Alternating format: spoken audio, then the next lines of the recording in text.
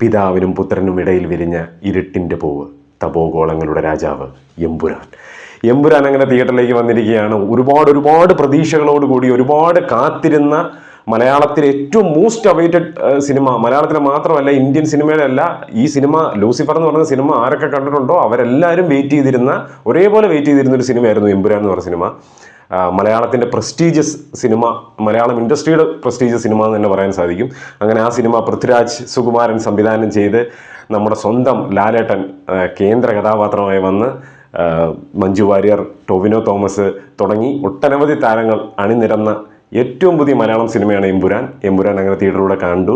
Fan show ആണ് കണ്ടത്, 6 മണിക്കുള്ള ഫാൻ ഷോ ആണ് കണ്ടത്. പാലക്കാട് സത്യ തിയേറ്ററിൽ നിന്നാണ് ഞാൻ സിനിമ കണ്ടത്. എൻ്റെ പേര് അഭിജിത്ത് വിശ്വനാഥ്. നമ്മുടെ ചാനൽ ആദ്യമായിട്ടാണ് നിങ്ങൾ കാണുന്നതെങ്കിൽ സബ്സ്ക്രൈബ് ചെയ്യുക, തൊട്ടടുത്തുള്ള ബെല്ലൈക്കൻ കൂടി എനേബിൾ ചെയ്യാം. എമ്പുരാൻ്റെ റിവ്യൂയിലേക്ക് കിടക്കാം. Welcome to ഷിനിമോഷായ്.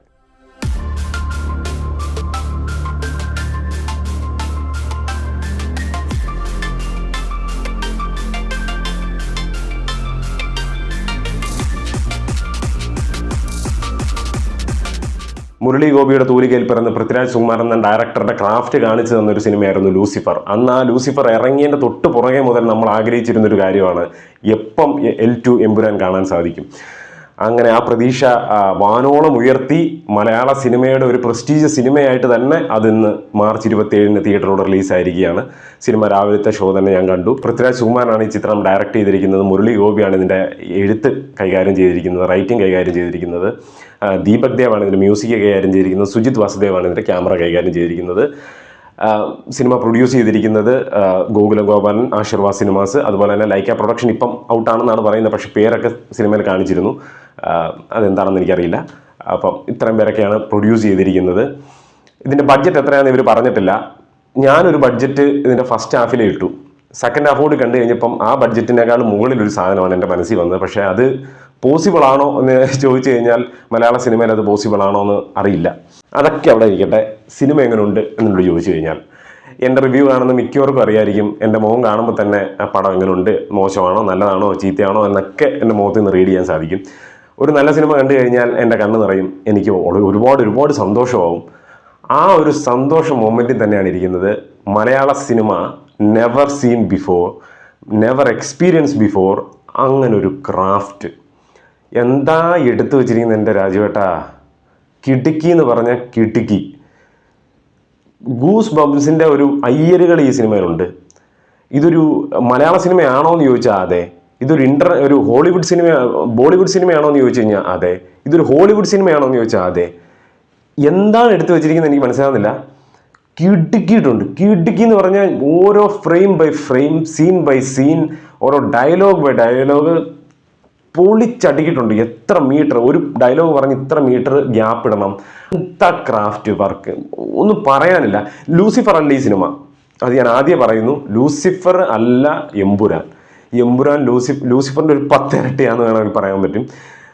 കിട്ടിക്കിയിട്ടുണ്ട്. അത് പൊളിറ്റിക്കൽ സംസാരിക്കുന്നതാട്ടെ, ഇന്റർനാഷണൽ ഇവരുടെ ഡ്രഗ് അല്ല ഇവരുടെ ഗ്യാങ്സ്റ്ററിൻ്റെ തമ്മിലുള്ള പ്രോബ്ലംസ് ആകട്ടെ, ആ ഒരു നെക്സസിനെ പറ്റിയുള്ള ഒരു കാര്യമാകട്ടെ, ഖുറേഷി അബ്രഹാം നെക്സസ്, അതുപോലെ തന്നെ കബുക്ക അവരുടെ ഒരു ടീമിനെ പറ്റി ആവട്ടെ, ഇതെല്ലാം നീറ്റ് ആൻഡ് ക്ലീൻ ആയിട്ട് പറയുകയും ഒരിടത്തും ഒരു ലാഗ് ഫീൽ ചെയ്യാത്ത രീതിയിൽ 3 മണിക്കൂർ കൊണ്ടുപോകുക എന്ന് പറയുന്നത് ഒരു ചില്ലറ കളിയല്ല. വെൽ ക്രാഫ്റ്റഡ് എന്ന് പറഞ്ഞാൽ വെൽ ബാലൻസ്ഡ് സ്ക്രീൻ പ്ലേ. ഓരോ സീൻ ബൈ സീൻ ബിൽഡ് ചെയ്തിരിക്കുന്നത്, ഒരു ക്യാരക്ടറിന് ബിൽഡപ്പ് കൊടുക്കുന്നത്, ഒരു ക്യാരക്ടറിനെ ഇൻട്രൊഡ്യൂസ് ചെയ്യുന്നതെന്നൊക്കെ പറഞ്ഞാൽ ഇത് കണ്ടു പഠിക്കണം. അതുപോലെ ചെയ്തു വെച്ചിട്ടുണ്ട്.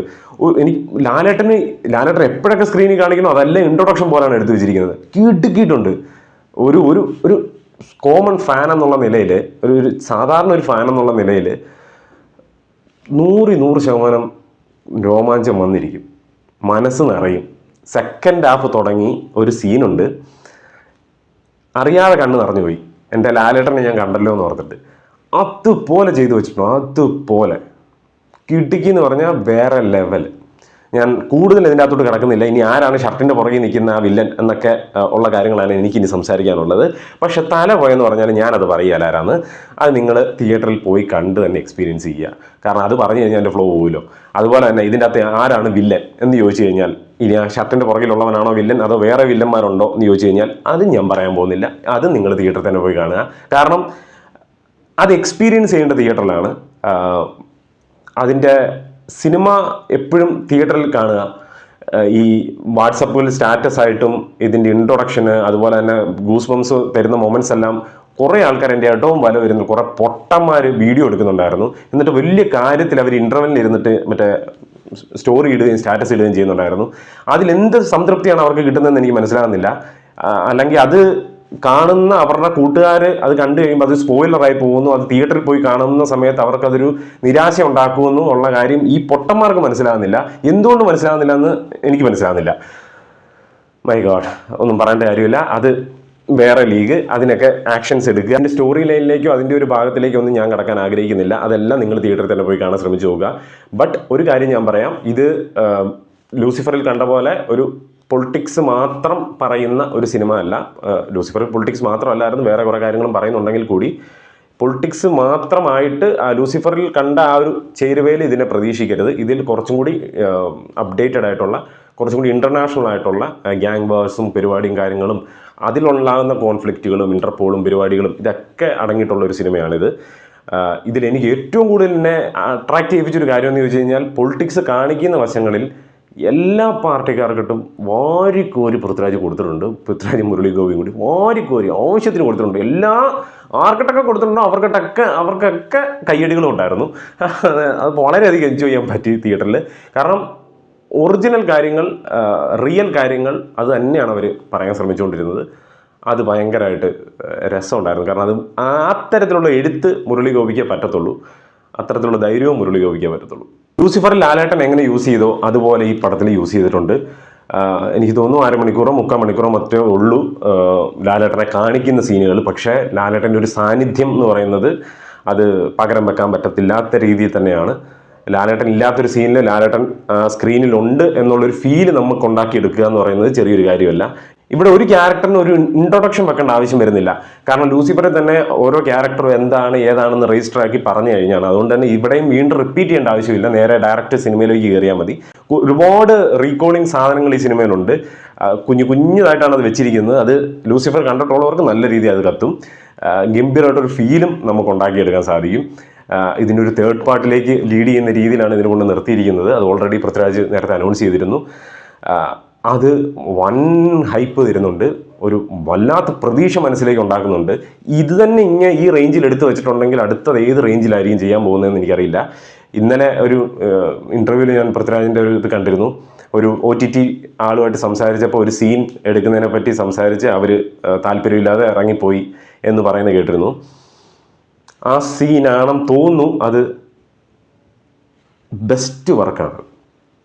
നിങ്ങൾ തിയേറ്ററിൽ ഇരിക്കുമ്പോൾ നിങ്ങൾ പൊളിച്ചു പോകും. ഇത് മലയാള സിനിമയുടെ ഫ്രെയിം ആണോ എന്ന് ഓർത്തിട്ട് നിങ്ങൾ പൊളിച്ചു പോകും. അതുപോലത്തെ ഒരു സാധനം ചെയ്തു വെച്ചിട്ടുണ്ട്.